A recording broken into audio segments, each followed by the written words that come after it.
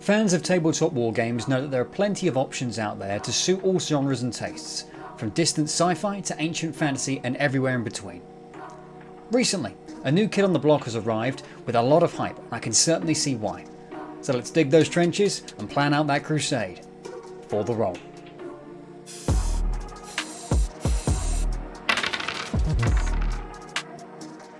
Any fans of tabletop wargames have likely seen countless videos popping up all over YouTube and beyond over the last few months, all talking about the new tabletop skirmish game, Trench Crusade.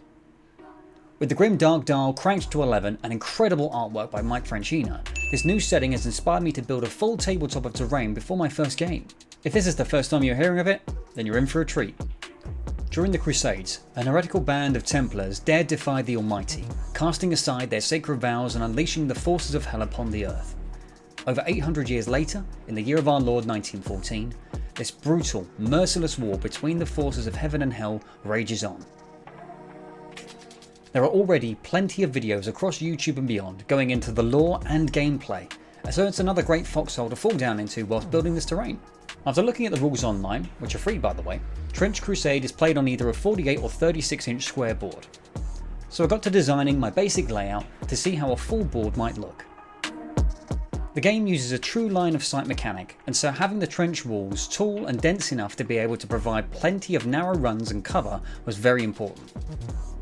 My substrate of choice for this build was 1-inch thick XPS foam, just because I had a bunch of it from a bulk order that I previously made, but nothing would stop you using polystyrene or cardboard for yours. I mapped out my basic blocks that I would need and then doubled up to my 2-inch thick height. If you want to recreate this build, the measurements for which are on screen and you can just pause the video to take note.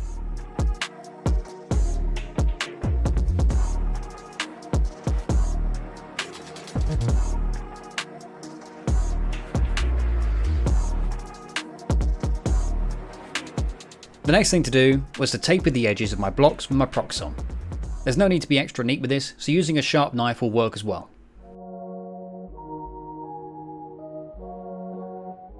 I tapered my build off with a 75-degree angle to simulate the trench look once they've been placed on the table. Pitting the two halves together with cocktail sticks helps when shaving the edges. I also wanted two of the square pieces to have corner sections that were collapsed in, maybe from a stray mortar shell or something else, just to reduce the uniformity of the trenches. Once again, it didn't need to be neat, as it was going to be covered later on.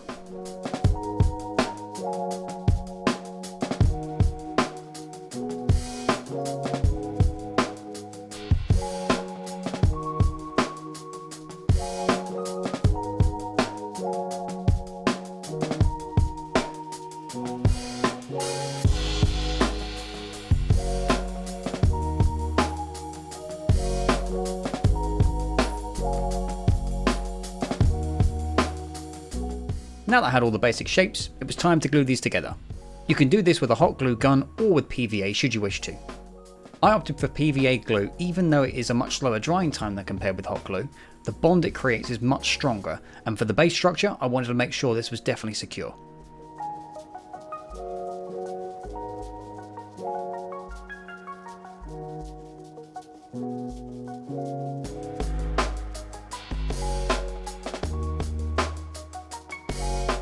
Whilst the PVA was drying, I wanted to start work on the topmost layer of each piece, where my mud layer would sit. To make the top surface uneven, I used a mini kitchen blowtorch to melt the foam. Please make sure to be careful when doing this and be in a well ventilated area. Breathing any melted foam fumes is definitely not good for you. You don't have to do this step if you're not comfortable, or if you don't happen to have a blowtorch, but it does help with using less material later on and to get the uneven look on the ground texture. Alternatively, you can cut out sections at the top with a knife and get a similar result.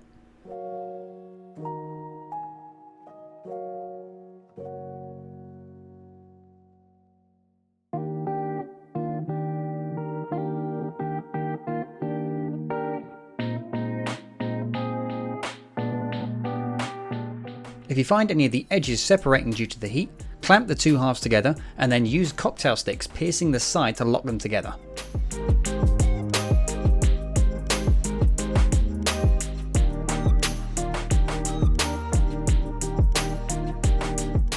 The next step was to start building our walls of the trenches. Using coffee stirrers, corrugated cardboard and wooden dowels, we can then recreate a pretty good replica of how true World War I trenches looked.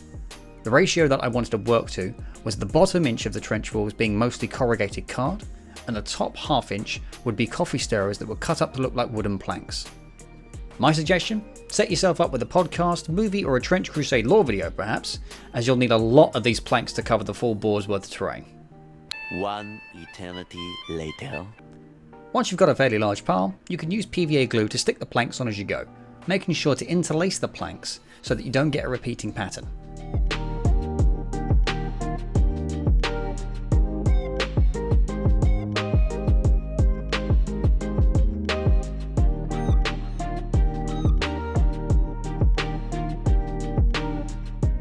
Another tip is to make sure you have some planks skewed or bent out of line.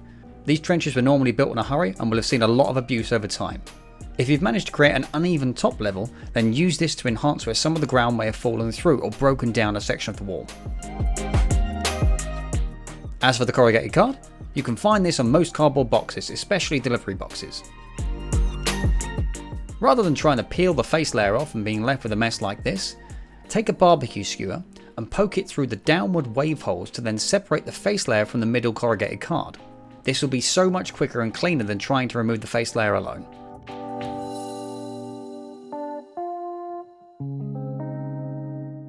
Alternatively, if you don't want to mess around with that, you can also just buy corrugated card online used for padding in packaging like this.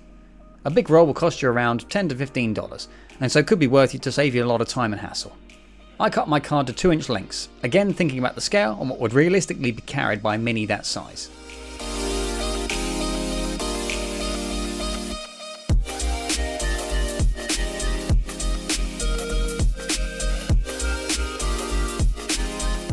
Using some PVA glue, I stuck these onto the lower section, making sure the card was tall enough to overlap my first layer of planks.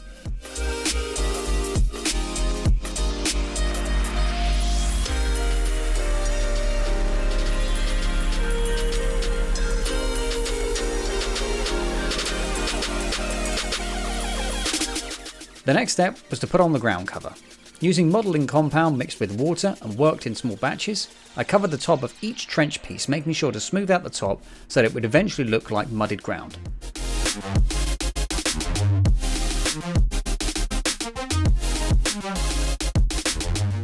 Remember to not be neat with this. It actually looks better if some of the ground compound spills over the edges of the walls. Whilst the top layers are set aside to dry, you can then cut up small sections of wooden dowels and barbecue skewers to represent reinforcement posts. The thicker wooden dowels will be around 1.5 inches in length and used on the corners, whilst the barbecue skewers will be around 1 inch and used in between each of the corrugated card sections. Give these a quick sand to round down the edges, and then using a hobby saw or knife, carve grooves into the wooden dowels randomly. This will then give the effect of bark and wood grain, where we then cover it with stain later on.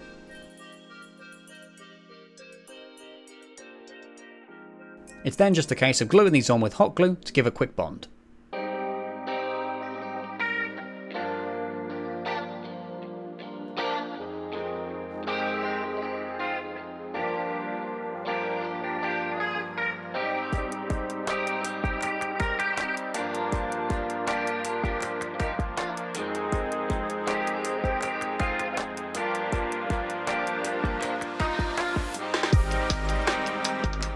After leaving these to fully dry overnight, I then got to painting. Using Mod Podge tinted with brown acrylic paint, I coated the modelling compound to give the base colour needed, as well as giving a protective barrier layer.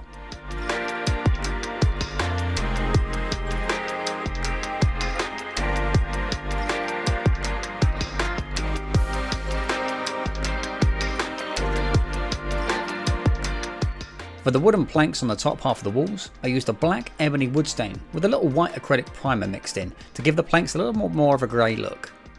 Most aged wood isn't actually brown, but more grey.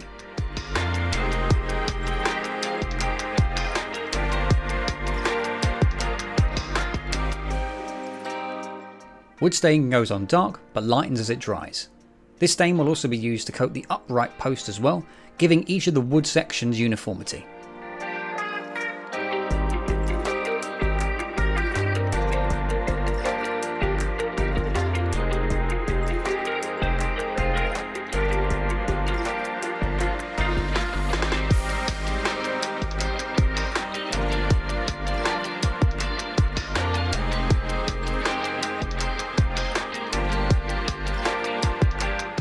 Following this, a black primer was brushed onto the corrugated card, being careful not to touch the upright posts.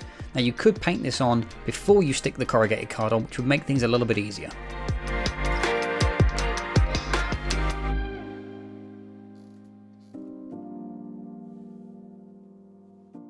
I then airbrushed a metallic silver to the corrugated card in order to give an even coverage, but this can also be brushed on too.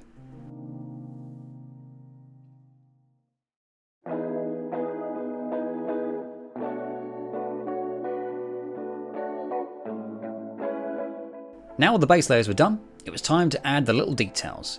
I've been wanting to try out this dirty down rust paint that I'd seen other crafters use, and I was pleasantly surprised by it. You can always replicate a rust effect with acrylic oranges, browns and yellows and sponge it on, but I wanted consistency across each of the pieces that I built, and this turned out rather well in my opinion. One piece of advice though is to use it sparingly, as you don't need much to get a good effect.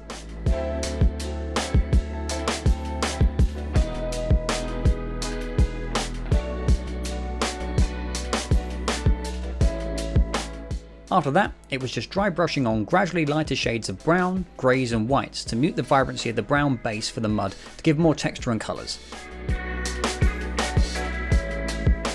Whilst you watch this, I just wanted to thank the channel producer, Danny H, and all the other Patreon members. Your continued support makes a world of difference and allows me to continue to make these videos to give back to the community. If you'd also like to support the channel, Patreon memberships start from just $4 a month. With the Patreon membership, you also get access to a range of benefits, such as STL files for things like faction-inspired 40k combat gauges and dice dispensers, as well as monthly prize draws and access to the Discord server where you'll find me and the amazing community that we've built. You can also keep up to date with new videos by subscribing to the channel here on YouTube. A like and a comment all go to feed the algorithm gods, so if you wouldn't mind, that would be great.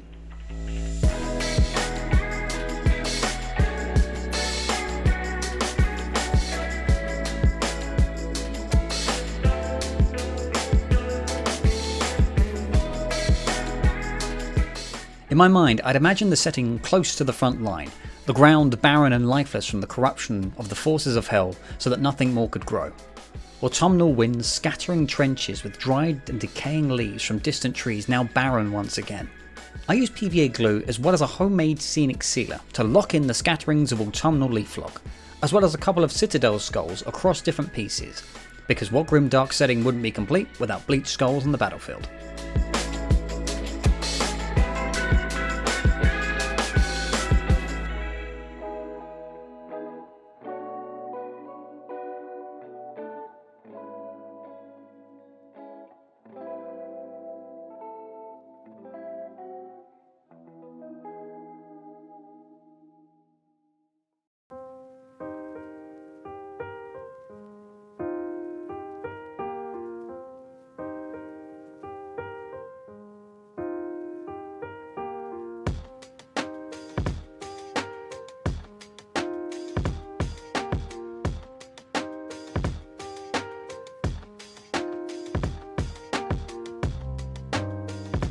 After looking at a few other terrain builds for Trench Crusade, I noticed a few other creators using these nail art crosses and symbols, which I thought was a brilliant idea.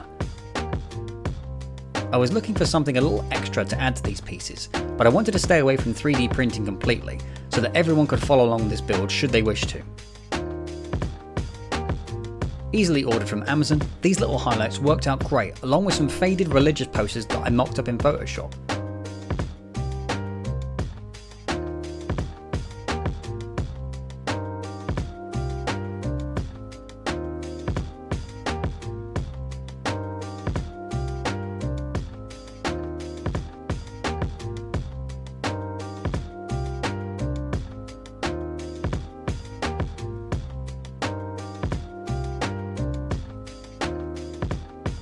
All the materials for this build are linked in with the affiliate links in the description below, giving you everything you should need whilst supporting the channel at no extra cost to you.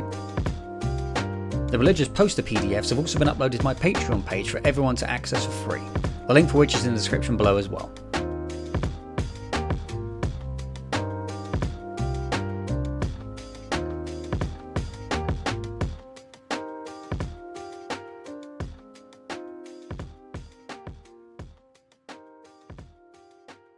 With everything finished, let's see how it looks on the tabletop.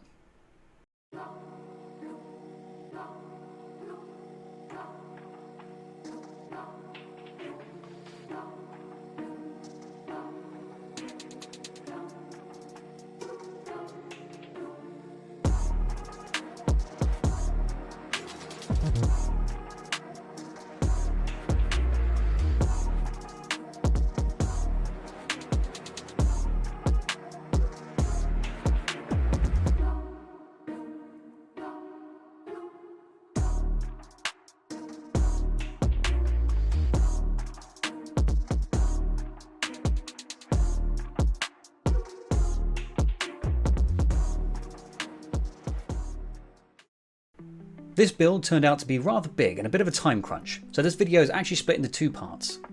In the next video, I'll be going through how I built all of the scattered terrain pieces that you can populate your board with that also interact with the rules of the game. That video should be coming out within the next week, or depending on when you're watching this, could already be out. It'll appear at the end of the video if it already is. Either way, subscribe to the channel to get notified when new videos arrive.